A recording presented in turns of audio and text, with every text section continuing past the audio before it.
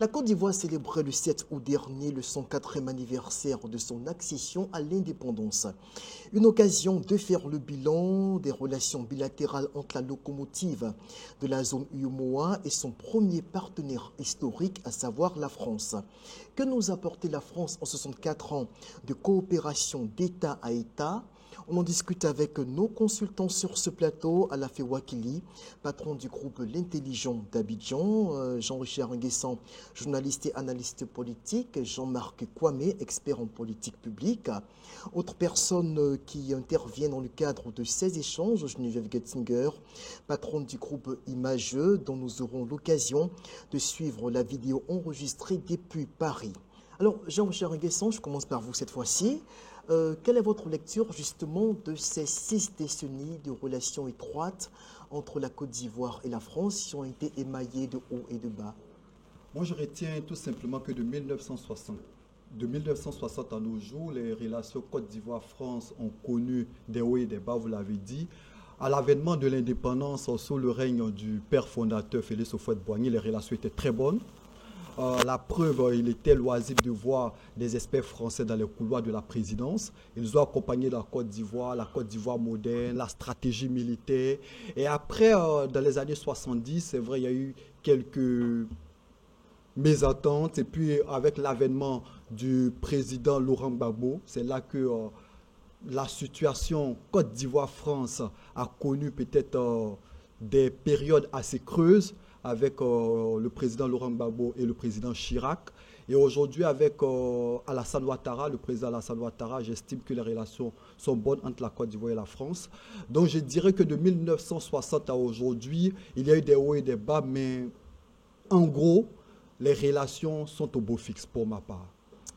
Jean-Marc Kwame, 64 ans de relations étroites.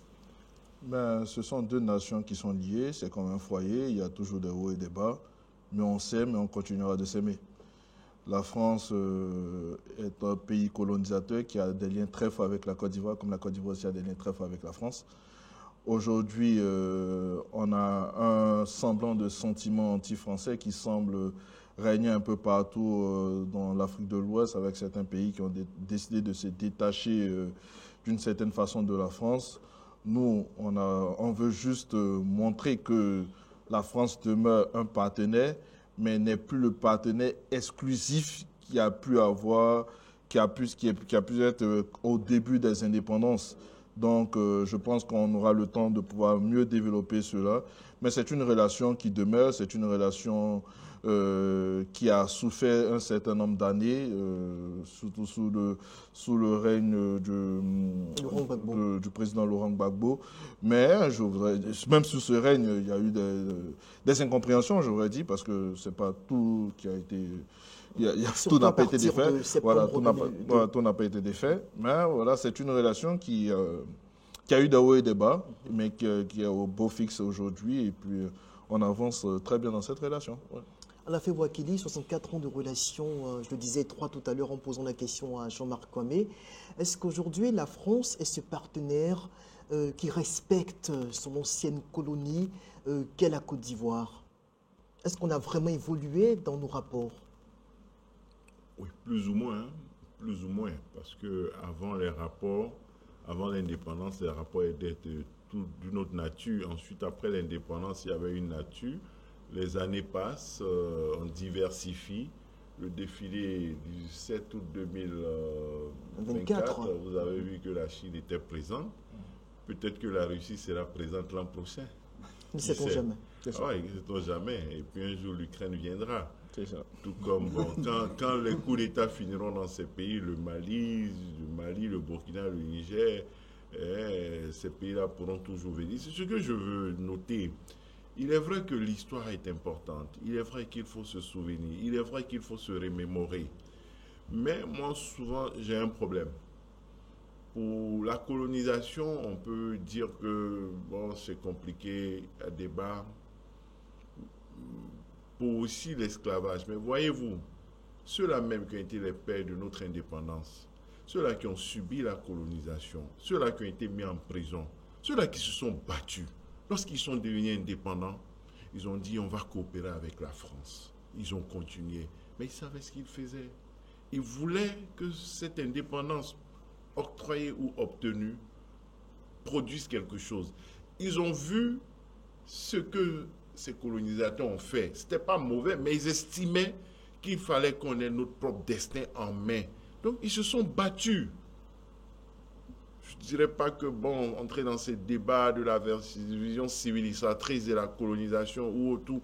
Mais voyez-vous, aujourd'hui, jusqu'à présent, dans nos villages, dans des pays, on refuse d'envoyer les gens à l'école, on refuse d'envoyer les gens à l'hôpital, on refuse un certain nombre de choses au nom de nos traditions. Mais bon, il y a débat. Si Nous sommes dans le modèle civilisationnel imposé par l'Occident.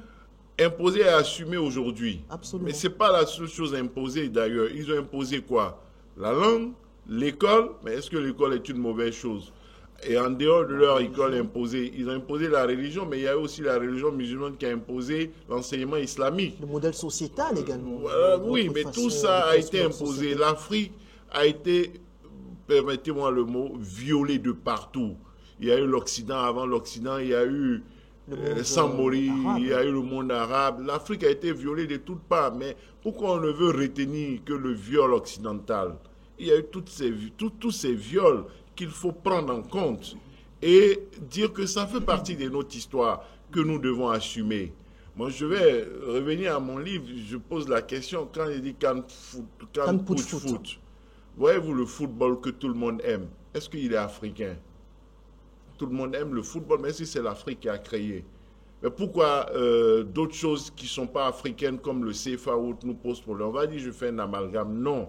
Il y a beaucoup de choses. Le CFA, même la monnaie, oui, telle qu'on la conçoit aujourd'hui, c'est un concept strictement occidental. Ça n'a rien à voir. Voilà, on appelle la monnaie AES. Voilà, tout ça. Donc, même quand ils vont créer leur monnaie, c'est un moyen d'échange créé. Alors, donc, il y a une interaction dans le monde. Et c'est nous aujourd'hui qui n'avons pas subi la colonisation, qui n'avons pas subi l'esclavage, qui essayons de prendre des combats de nos propres parents, qui, eux, ont laissé tomber, ont coopéré avec les colonisateurs, que ce soit en Côte d'Ivoire, au Mali, en Guinée, au Sénégal, dans les pays anglophones, qui ont trouvé des mécanismes pour vivre, comme en Afrique du Sud. Parce que ce qui se passe aujourd'hui, c'est comme si on disait à ceux qui ont vécu l'apartheid de détester les Blancs, qui les ont non seulement colonisés, mais qui les ont catégorisés, qui les ont maltraités, qui les ont humiliés, mais aujourd'hui ils vivent ensemble. Mais nous, on nous a laissé notre indépendance, notre liberté, ils sont partis, ils sont chez eux, mais c'est nous, on est en guerre permanente contre eux. Mais que dira-t-on des Noirs sud-africains qui ont été colonisés, qui ont été catégorisés, qui ont été soumis par tout moyen, mais qui aujourd'hui vivent en intelligence sans régler des comptes, et qui acceptent le rendre, qui acceptent la langue, et qui a été là, tout le monde vit dedans, mais ils ne font pas ce que nous on fait chez nous là. Alors justement, en termes de retombées, le problème aussi de l'indépendance, c'est que cette indépendance a été politique. Mais économiquement, il faut dire qu'il y a eu une mainmise sur les ressources minières, pétrolières du bon nombre de pays africains. Il y a ou il y a eu? Il y a eu et il continue d'avoir d'ailleurs. Parlons spécifiquement de la Côte d'Ivoire. Est-ce qu'aujourd'hui, vous pouvez nous dire objectivement que c'est le cas en Côte d'Ivoire? Aujourd'hui, on parlera forcément d'indépendance économique dans un certain nombre de pays. Mais il faut dire que certains pays certaines personnes restent nostalgiques par rapport à ce qu'il y a eu, par rapport à la souffrance de nos parents, de nos arrière-parents. Et ils estiment qu'ils veulent aujourd'hui s'approprier ce combat qui, pour ma part, n'a pas de sens aujourd'hui. Ok, vous l'avez dit vous-même, le combat a-t-il un sens ou pas? C'est une grosse interrogation. Je reviens un peu sur les propos de la fièvre pour réagir de Jean-Richard. On va prendre un contexte. Je dis toujours, il faut situer des contextes. On sort de l'indépendance, on sort de la colonisation. Les pays, plusieurs blocs sont en train de se former. Les pays nouvellement indépendants se recherchent encore. On a l'intelligence de nos pères fondateurs qui disent, malgré tout ce qui s'est passé, on va continuer à coopérer pour essayer. Nous avons une vision, on veut envoyer notre pays vers ce niveau. N'en déplaise à certaines personnalités que j'ai entendues qui ont osé critiquer notre père fondateur, je ne vais même pas rentrer dans le débat, ça serait leur donner un peu trop d'importance. Mais je dirais, eux, ils ont une vision. Aujourd'hui, malheureusement, bon an ou bien mal an, certains de leurs compatriotes sont ici. Bon, je clôt Plus les de 4 débats. millions, Je au moins. clôt les débats, c'était une référence à eux. Nous, on a eu une vision. Et dans cette vision, on a décidé de coopérer, d'apprendre de ces personnes. Et aujourd'hui, quand nous voyons la coopération qu'il y a, on ne peut pas dire quelque chose. Vous voyez, le défilé du 7 août, c'était une leçon qu'on est en train de donner à ces peuples-là. Quand nous voyons un contingent chinois défiler lors de la fête nationale ivoirienne, là où nous sommes traités de sous-préfets, là où nous sommes traités de tout et de n'importe quoi, quand, lors de ce défilé, la télévision nationale fait l'effort d'expliquer chacune des armes qui défilent pour quelqu'un qui est normalement constitué, il pourrait aller faire des recherches pour voir l'origine de ces armes. On avait une coopération sud-sud, des armes qui venaient de l'Afrique du Sud, de la Chine, même de la Russie, OK? Ah oui, mais l'armée pour dire, vous avez des idées conçues, vous avez plein de fake news dans votre tête, mais nous, on coopère. Aujourd'hui, la Chine défile. Et la Chine était le pays invité au même titre que le Sénégal. Certainement le fait de la frustration qu'ils éprouvent depuis, qu'ils traînent depuis de longues décennies. Mais pour avancer justement sur ce point, parlons un peu des retombées économiques pour la Côte d'Ivoire. C'est-à-dire que la Côte d'Ivoire qui est un pays où nos officiels ne critiquent pas de façon acerbe le franc CFA, on reste dans la perspective d'une évolution vers un schéma monétaire inclusif au niveau de la sous-région ouest africaine. On a la coopération sécuritaire qui a peut-être porté des fruits puisque la Côte d'Ivoire, malgré les incursions djihadistes du début des années 2020-2021, a pu endiguer le phénomène très vite. Et on a la coopération économique avec la France qui compte plus de 1000 entreprises sur le sol ivoirien, dont près de 300 filiales installées, plus de 700 entreprises de droit français qui contribuent donc à l'essor du secteur privé en Côte d'Ivoire. Ok, je vais peut-être repartir sur le dernier point, sur le point économique, pour venir sur le point monétaire. Sur le plan économique, il y a plusieurs entreprises, parce qu'on accueille quand même un bon nombre d'entreprises, bon nombre de citoyens français qui habitent et qui cohabitent en bonne intelligence avec les Ivoiriens. Ça ne pose aucun problème. Ils contribuent à notre économie. Il faudrait qu'on revoie les chiffres parce que l'entreprise de droit français installée sur le territoire ivoirien, ça n'existe pas. Ces entreprises obéissent au droit ivoirien, peut-être dans la nature de la détention du capital. Cela peut diversifier, mais ce n'est pas de droit français sur le territoire ivoirien, ça n'existe pas. Donc, il faut restituer cela. Des droits ivoiriens plutôt créés et dirigés par des Français. À capitaux, voilà.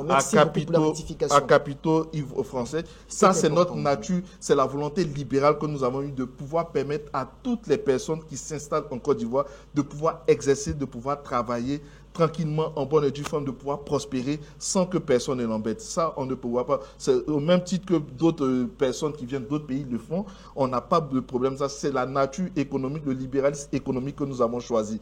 Et tous ces pays, voilà, on travaille en bonne et due forme. Et la France est le premier investisseur en termes d'idées. Oui, mais les derniers chiffres, le Maroc a dépassé la France. Et la Chine avance. Et la Chine avance. Aujourd'hui, quand vous prenez le premier partenaire économique le premier partenaire commercial de la Côte d'Ivoire, c'est les Pays-Bas. La Chine est le premier fournisseur de la France est le troisième partenaire commercial de la Côte d'Ivoire.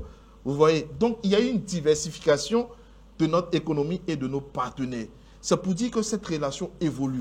Cette relation évolue et au même titre. Regardez par exemple un fait dans le domaine bancaire. La célèbre banque, la Société Générale, l'ancienne SGBCI, est aujourd'hui en train de libérer tous ses actifs au niveau de l'Afrique et aujourd'hui en train de céder ses parts même au niveau de la Côte d'Ivoire. Pour dire que le monde évolue. Et il faut évoluer aussi avec ce monde. Et c'est ce qui se fait ici. Donc, il faut sortir un peu du regard de la mainmise de la France. J'appelle quiconque peut me montrer cela, parce que ça n'existe pas, que la France a la mainmise sur l'économie ivoirienne. On a fait Wakili. Est-ce qu'aujourd'hui, vous pouvez dire que votre pays est pleinement indépendant, jouit pleinement de sa souveraineté internationale? Oui, bien sûr. Moi, en tant que citoyen ivoirien africain, j'ai l'esprit libre. Je suis sans complexe vis-à-vis de la France, vis-à-vis des États-Unis, vis-à-vis de la Russie, vis-à-vis de la Chine. Je me sens indépendant. En même temps, je pense que nos dirigeants qui prennent les décisions, par exemple, lorsqu'on doit mettre un feu, même les maires, ils sont autonomes et souverains. Pour décider de mettre un feu à tel endroit, pour décider d'une école, décider d'un centre de santé, c'est des choses de notre vie quotidienne. Ce n'est pas Paris qui détermine ça. Voilà, dans nos foyers, on est autonome, avec nos épouses, nos enfants, on décide. Après, dans nos villages, dans nos classes, dans nos villes, dans nos régions et au niveau du pays, les décisions sont prises par nous-mêmes à différents échelons. Ça, c'est un.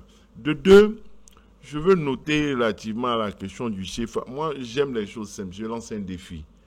Il y a 15 pays CFA. Ça dérange. 8 et 7, c'est ça? Ça dérange. Mais vous rendez-vous compte que on a 54 pays africains. Si on n'avait pas le CFA, on aurait 54 monnaies. Comme on a 54 pays, 54 drapeaux, 54 passeports. Et quoi encore? En lieu et place de 54 monnaies, on n'en a que 39. S'il n'y avait pas le CFA, l'Afrique aurait 54 monnaies. C'est ça le destin de notre continent.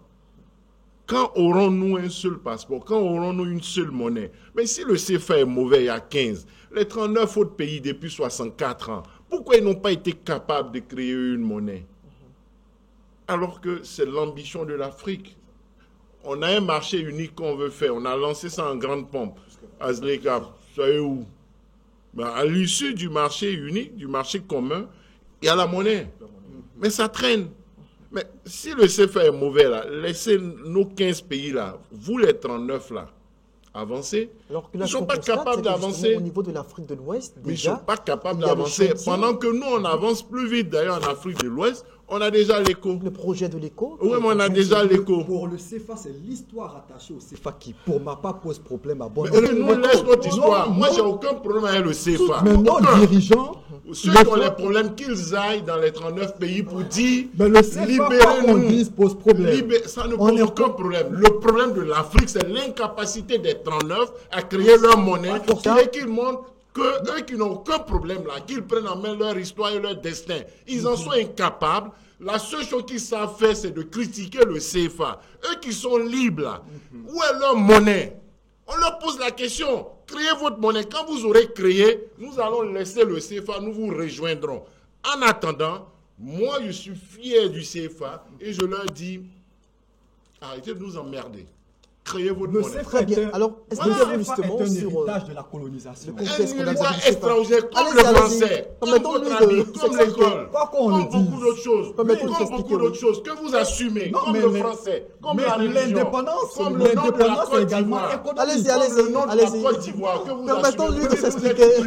On aura l'occasion de rebondir vous êtes ivoirien, vous en êtes fier, vous assumez, mais le CFA vous dérange. Votre passeport ivoirien qui est un nom français. La Côte d'Ivoire et l'Afrique ont été divisées à Berlin.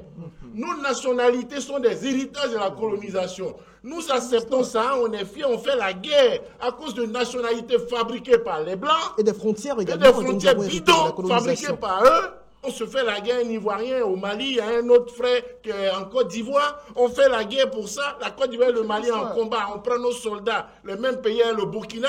On est dans ça, on fait la guerre pour ça. On oublie, mais c'est le CFA qui nous pose problème. Alors que nos pays et nos passeports ne nous dérangent pas. Il faut qu'on soit cohérent dans la révolte contre l'héritage colonial. Absolument, absolument. En aucun moment, moi, je ne condamne le franc CFA. En aucun moment, moi, je ne condamne le franc CFA. Mais une chose est certaine, le franc CFA pose problème pour bon nombre d'Africains. Lui à l'héritage de cette monnaie. Cette monnaie, on l'a hérité de la colonisation. Et nos chefs d'État en ont conscience. C'est pourquoi ils ont décidé de l'avènement de l'écho qui malheureusement peine à venir. Nos chefs d'État gagneraient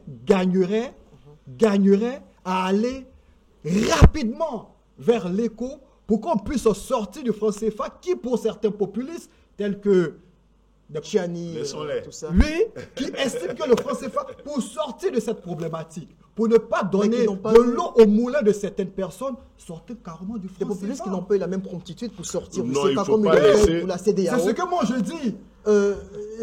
Non, ce n'est pas ces personnes-là qui vont nous diriger. Absolument. Voilà, c'est populiste. On ne va pas sortir du CFA pour ne pas leur donner Pour leur faire plaisir. Certains intellectuels estiment que le franc CFA... Nous aussi, nous sommes des intellectuels, nous estimons que c'est bon.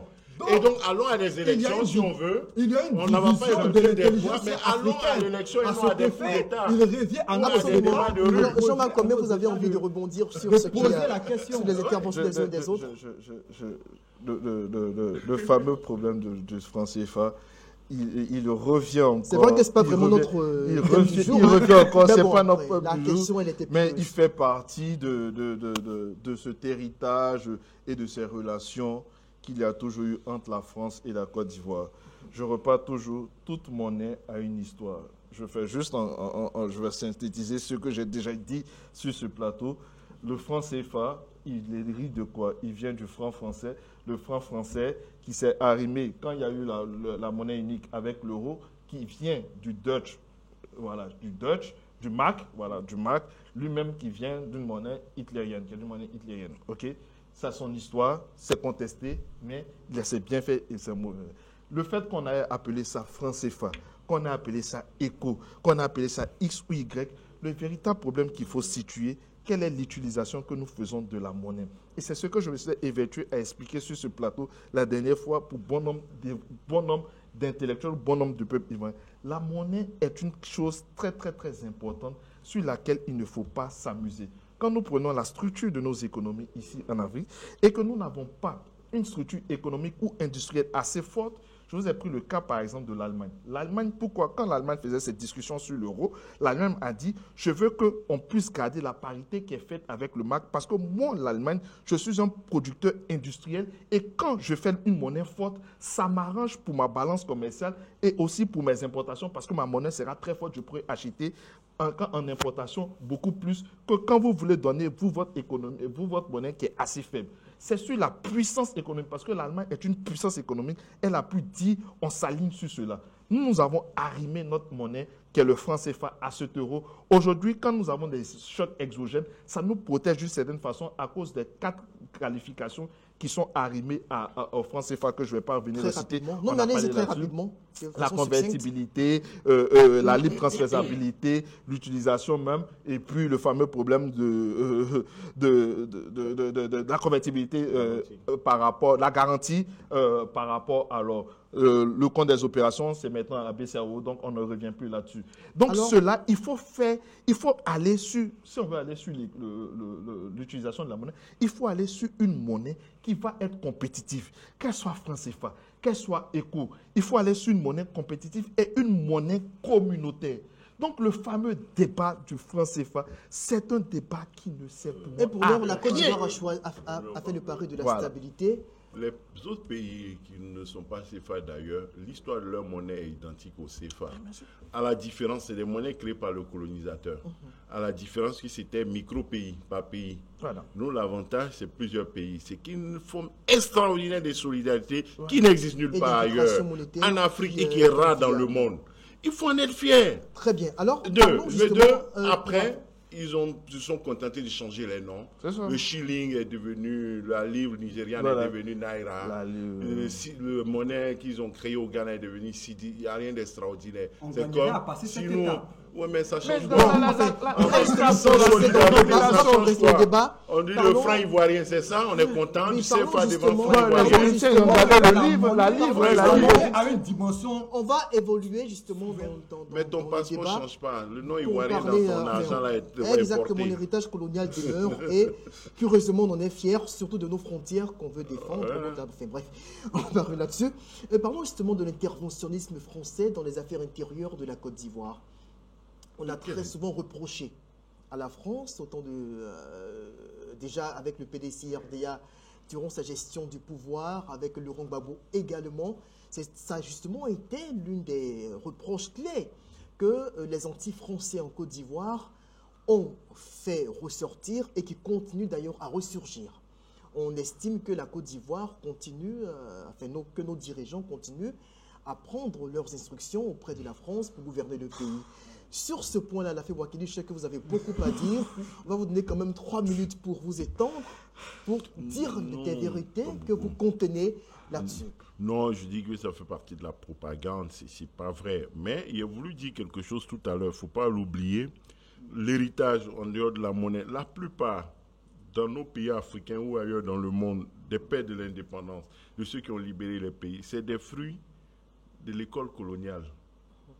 Eux tous. Et après, même après, c'était l'école coloniale, les Laurent Gbagbo, ils ont été formés par le colonisateur. Avec l'éducation du colon. Quand même ils combattent le colonisateur, c'est avec l'arme du colonisateur. C'est des produits de la colonisation, les produits de l'assimilation qui se rebellent.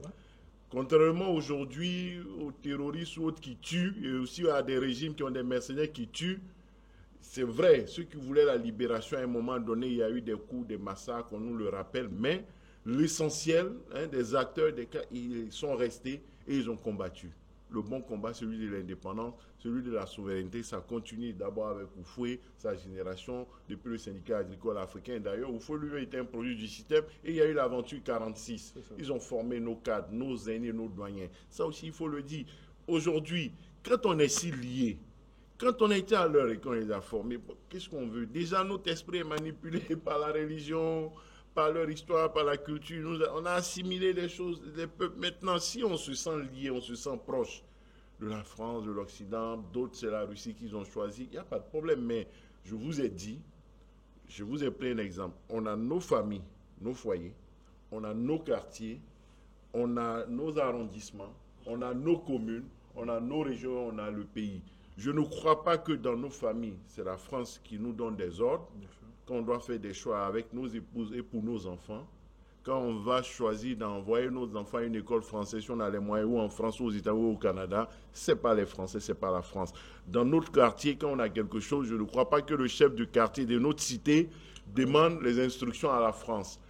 Dans la ville, dans la commune, je ne crois pas que nos maires, à l'Assemblée nationale, je ne crois pas que nos députés attendent les instructions de la France ou d'un ambassadeur local pour prendre des décisions. Et au dernier échelon, il y a un conseil des ministres, il y a un gouvernement, il y a un premier, il y a un chef d'État. Ni aujourd'hui, ni hier, même le temps d'Houphouët-Boigny, malgré les liens qu'il avait, malgré le fait qu'il a été chef, membre du gouvernement français, il a même dirigé la France par intérim à un moment donné. Donc, malgré tout ça, ça n'existait pas. Et ce n'est pas Laurent Gbagbo qui va nous le dire. Puisque lui-même, il dit le contraire. Il peut dire qu'ils ont tenté, et parce qu'il a refusé, il a eu des problèmes. Mais c'est la preuve que nous sommes indépendants. C'est la preuve, si lui, il a refusé d'exécuter leurs ordres et leurs instructions, qu'il aurait eu des problèmes pour cela, il montre bien que l'indépendance existe et que nous pouvons refuser. Et rien ne dit que ce que les autres ont fait, ça a été téléguidé par la France. Donc, pour moi, c'est de la pure propagande dont il faut pouvoir sortir. Absolument, Jean-Marc Kwame, vous y croyez encore, cette théorie de la manipulation depuis Paris? Je n'y crois pas. Je n'y crois pas parce que, depuis le début de la discussion, nous sommes tous issus de l'école en griffe française. On va dire en griffe pour un certain moment, il y a eu même une acculturation. Mais dit que nous recevons des ordres de Paris. Aujourd'hui, non. Aujourd'hui, il y a quelques années, oui. Aujourd'hui, mais même ça, Mais je dis toujours, tous ceux qui disent ça, il faudrait qu'on soit capable d'étayer les propos que nous tenons. Parce qu'il ne faut pas confondre la coopération que des pays puissent avoir avec un certain nombre de pays pour on dit que nous recevons des ordres de X, Y ou Z. Dans ce cas, pourquoi est-ce qu'on parle de coopération bilatérale ou de coopération multilatérale? On est dans un monde qui est ouvert. Permettez qu'il termine. C'est permis dans l'histoire de l'Afrique à un certain moment de démettre cet chef d'État. Non, parlons de la Côte d'Ivoire. Nous sommes sur le cas ivoirien. Allez-y, poursuivez Jean-Marc Kwame, le temps qu'il réagisse. Voilà. Donc, quand on me montre qu'on mettait, effectivement, ce sont des rapports de coopération. Qu'on me dise, j'ai eu affaire à des experts israéliens dans le domaine de la sécurité pour pouvoir aider à faciliter la sécurité de mon pays. C'est une coopération. Est-ce que je reçois les ordres de Tel Aviv? Je sais pas, non. Est-ce que quand je prends tel expert ou tel, parce que je conçois que je n'ai pas l'intelligence locale pour m'aider là-dessus, mais je suis en train de travailler de sorte à ce que je puisse avoir cette intelligence. C'est ce que nos pères ont fait. Quand nous prenons les premières années d'indépendance, on avait dans nos administrations des Blancs, mais on a favorisé l'ivoirisation de l'administration. Et petit à petit, c'est en cela que certains de nos cadres, certains des dirigeants actuels sont partis dans certains pays et sont revenus avec l'expérience, avec l'intelligence et ont conduit nos pays là où ils sont. Mais quand nous parlons de nous avons reçu constamment de l'ordre de Israël, nous tenons, moi je dis ce sont des propos de salon parce que jusqu'à présent, personne n'est capable de nous dire, oui, il y a eu ça, il y a eu ça, il y a eu ça. Juste avant de permettre à Jean-Richard d'expliquer en quoi est-ce qu'il y a cela quelques années, nous recevions nos ordres depuis Paris. Le contraste, la Côte d'Ivoire, mais certains pays juste africains, avant, oui. le contraste saisissant avec ce qui se passe au Sahel, où dès qu'un putschiste s'installe, systématiquement, c'est la Russie. Voilà. On prête allégeance à la Russie. Dans ce cas, on parle de coopération, mais là, on ne veut pas parler de recevoir des sortes de Moscou. On l'a vu tout récemment, quand le Mali rompt ses relations avec l'Ukraine, systématiquement, le Niger le fait. On attend que le Burkina embouche la trompette pour dire que, parlons d'ordre reçu, enfin bref. Moi, je ne partage pas l'avis de certains putschistes et des propagandistes. Est-ce que la Côte d'Ivoire reçoit ses ordres de Paris, de l'Élysée? Qui surfent sur le passif de la colonisation pour estimer que la France est aujourd'hui à la base des problèmes du continent africain. Aujourd'hui, on l'attend venant du Burkina Faso, du Niger, mais je ne crois pas que la corruption qu'il y a dans l'administration au Burkina ou le fait qu'il y ait des militaires qui sortent du front est le fait de la France. Je n'y crois pas. Mais n'empêche qu'il y a un passif avec la France. Et certaines populations, certains chefs d'État, certains populistes, certains propagandistes surfent aujourd'hui sur ce passif-là pour accuser la France. La France, quoi qu'on dise, a un héritage assez négatif. C'est vrai, l'héritage. Il y a un héritage positif, mais il y a un héritage assez négatif aussi en Afrique. La France a contribué, on le sait, dans certains pays à démettre certains chefs d'État. La France a adoubé certains dictateurs en Afrique. La France, on l'a vu au Tchad, a adoubé le coup d'État du Tchad, même si elle a condamné certains coups d'État. Et c'est cette communication à géométrie variable qui est critiquée par un certain nombre d'Africains. Après, est-ce que c'est la France qui décide ou c'est nous qui décidons? Ce n'est pas forcément la France qui décide. Mais la France est le pays colonisateur. On a une histoire avec la France. Une histoire qui date d'avant 1960. Et après 1960, il y a une histoire également avec la France. La France gagnerait, pour ma part, comme elle le fait si bien aujourd'hui, d'essayer de sortir de certains pays, d'essayer de se positionner, de voir autrement sa politique étrangère. Et je pense que c'est à cet effet-là qu'elle va essayer de soigner son image auprès des populations africaines. Alors justement, on va prendre l'avis de Geneviève Gattinger sur la question. Qu'est-ce qu'elle en dit? Qu'est-ce qu'elle en pense? On va l'écouter et on revient pour faire le dernier tour de table. La Côte d'Ivoire, c'est pour la France l'un de ses alliés les plus solides, évidemment, en Afrique. Il y a des liens personnels qui sont très forts. Les liens entre des pays, c'est aussi des liens humains. Il y a 1000 Français en Côte d'Ivoire et puis 5 fois plus d'Ivoiriens en France. Donc tout ça, ça crée aussi des relations interpersonnelles.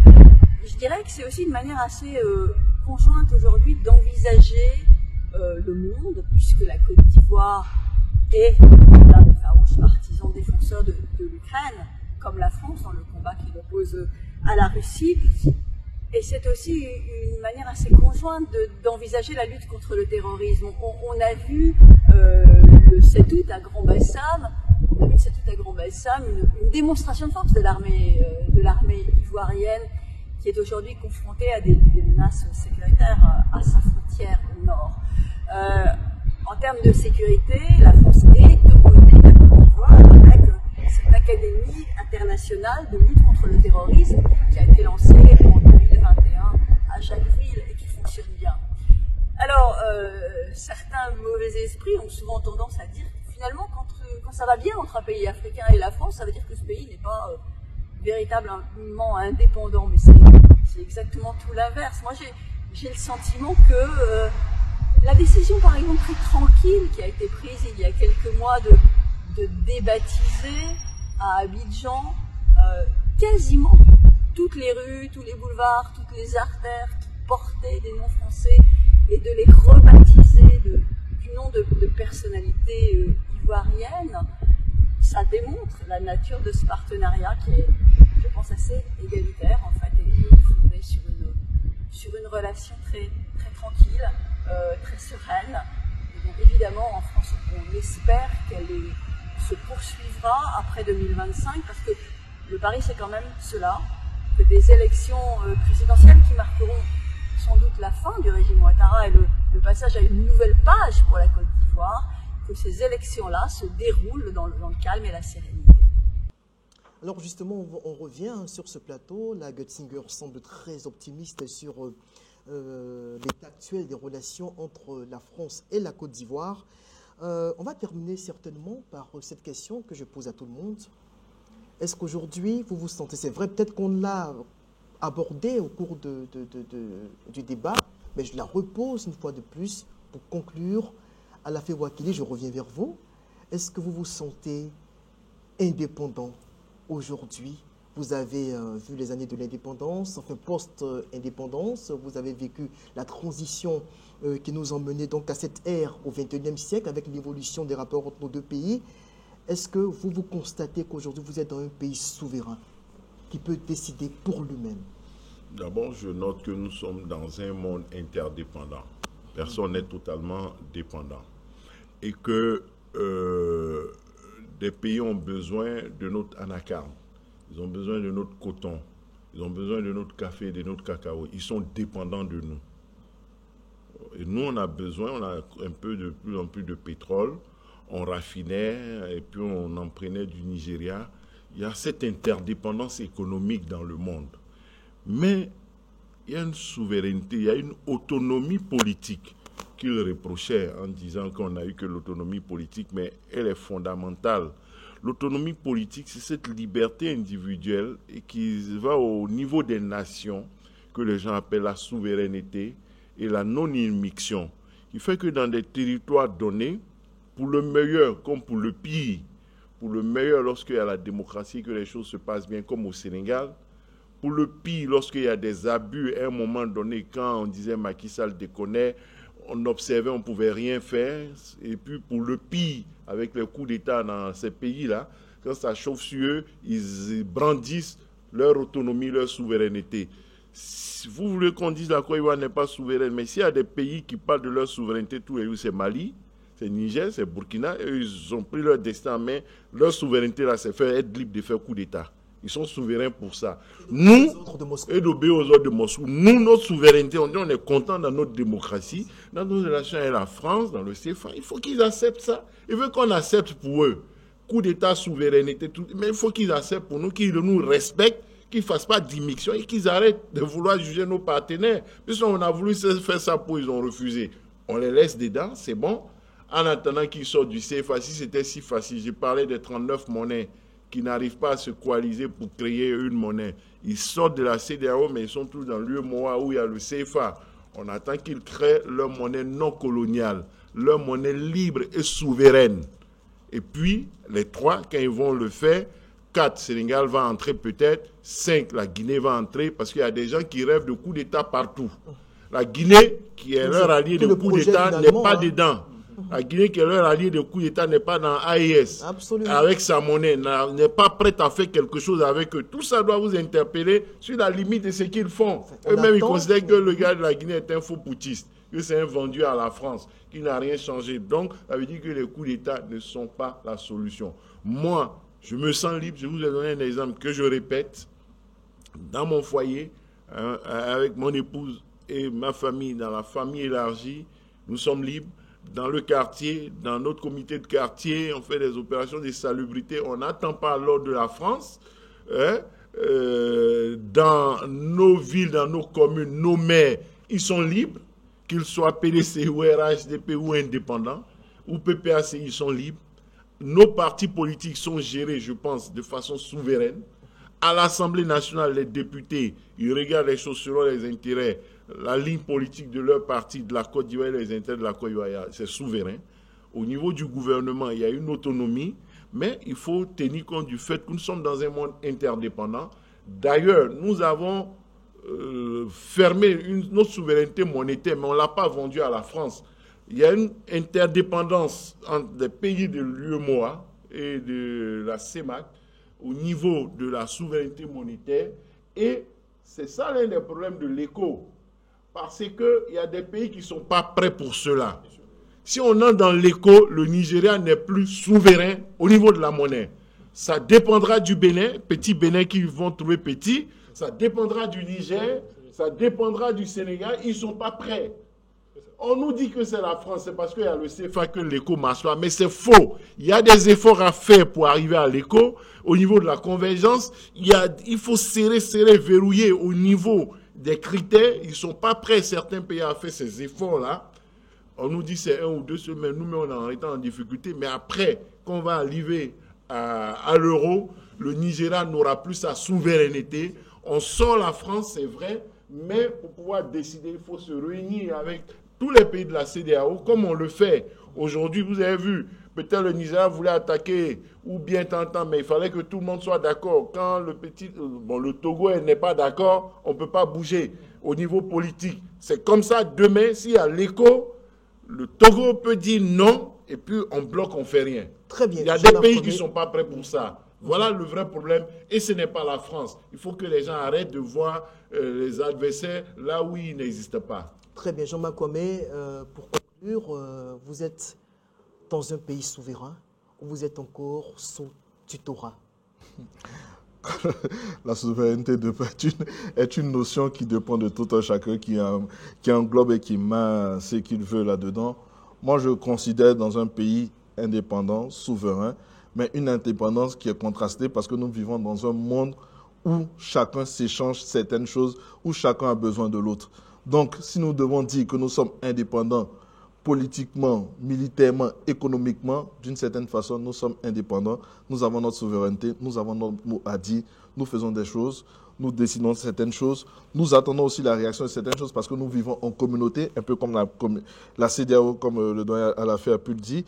Et au niveau même du monde, nous dépendons aussi de certaines décisions qui se prennent en communauté avec l'ONU ou le Conseil de sécurité. Donc nous sommes dans un monde où nous vivons l'un pour l'autre, nous sommes le gardien de l'un et de l'autre, nous sommes le gendarme de l'un et de l'autre, et nous prenons des décisions communes de sorte à emmener notre monde vers l'idéal commun que nous voulons. Il n'est pas forcément idéal comme nous le voulons, mais nous le prenons comme ça et nous avançons. Donc, les échanges que nous avons avec X, l'expertise dont nous avons besoin pour Y et Z. Bon, quand nous, certains pays prennent l'expertise russe, on ne dit pas qu'ils ne sont pas indépendants. On ne dit pas qu'ils ne sont pas souverains. Mais voilà, c'est une coopération. C'est une coopération. On a besoin de l'autre quand nous savons que nous faisons défaillance sur tel ou tel point. C'est une coopération. C'est une coopération. Au même titre que quand nous prenons, par exemple, un sujet peut-être que certains ne savent pas, mais quand il s'agissait, par exemple, au niveau de la France, de pouvoir faire certaines retenues à la source pour un certain nombre de choses au niveau des retraites et autres, ils ont eu besoin de l'expertise ivoirienne. Ils ont envoyé des agents faire des stages à la CNPS. Comment on fait la retenue à la source, sans empiéter. C'est vendu à la Côte d'Ivoire. Alors, c'est une relation succède. Voilà, on apprend de l'autre. Ce que je ne sais pas faire, je vais vers l'autre, et comme ci, comme ça. Et c'est comme ça que ce monde fonctionne. Jean-Richard Nguessan. Voilà. Moi, j'estime qu'on est un pays foncièrement indépendant. Et l'illustration en a été parfaite lors du défilé militaire avec la Chine, qui s'est illustrée assez bien. Et j'estime que la Côte d'Ivoire a le mérite d'être indépendant aujourd'hui parce qu'on a diversifié aussi nos partenaires. Non seulement nos partenaires sur le plan diplomatique, sur le plan économique. Et la preuve de notre indépendance est la venue très prochaine, effective même de l'armée américaine sur le sol ivoirien. Si on n'était pas indépendant... Au niveau d'Odiné, peut-être que vous allez rectifier une information. Pas confirmé. Si on n'était pas... Mais il y a des perspectives prometteuses dans ce sens. Si on n'était pas indépendant, j'estime que la France aurait mis son veto sur... Ils vont dire que c'est des alliés, c'est la même chose. Donc je pense qu'aujourd'hui, la Côte d'Ivoire est un pays indépendant. Est-ce que finalement, en Afrique, on n'a pas ce complexe-là? Lorsque tu permets à la Russie de s'installer comme dans son jardin dans ton pays, tu es indépendant. Là, le Mali est indépendant parce que la Russie peut y faire ce qu'elle veut. Mais quand tu ça, c'est le traites discours avec d'un la certain nombre de France ou populistes. les États-Unis, tu es vendu. Ça, c'est le Mais discours on populiste. leur donne acte de leur indépendance et souveraineté. Il faut qu'ils nous donnent acte de notre souveraineté aussi. C'est un discours populiste. Voilà. Donc j'estime que pour ma part, la Côte d'Ivoire est un pays indépendant. Très bien. Alors, c'est la fin de notre débat. Merci d'y avoir participé. Merci également à vous de l'avoir suivi. Et on va se dire au revoir et à très bientôt pour un autre numéro de Devoir de vérité.